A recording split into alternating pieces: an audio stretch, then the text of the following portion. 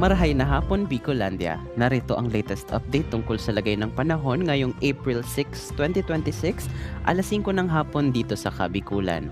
Patuloy pa ring nakakaapekto ang ridge o extension ng isang high pressure area na nasa may bahagi ng Japan sa may northern at central Luzon.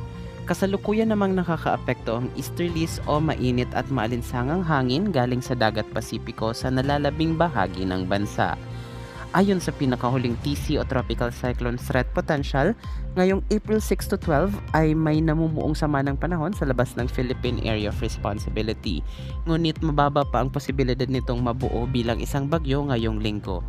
Sa susunod na linggo naman, April 13 to 19, bahagyang tataas ang posibilidad nitong maging bagyo at maaari rin itong bahagyang pumasok sa Philippine Area of Responsibility.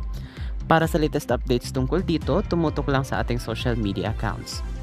Dito naman sa Bicol Region, patuloy nating mararanasan ng mainit at malinsangang panahon, ngunit asahan pa rin natin ang paminsan-minsang bahagyang maulap hanggang sa maulap na kalangitan na may kasamang pulo-pulo o isolated na pag-ulan, pagkulog at pagkidlat dulot ng localized thunderstorms lalo na sa hapon o gabi.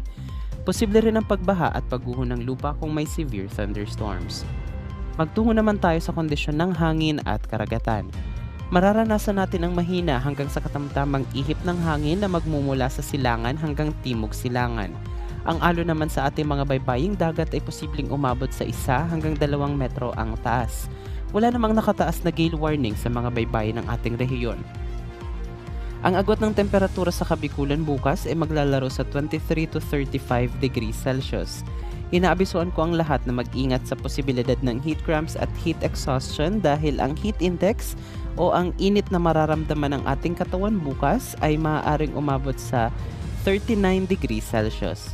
Kaya wag pong kalilimutang uminom ng maraming tubig, iwasan muna ang pagbilad sa araw at magdala ng payong o magsuot ng sombrero kung kailangang lumabas.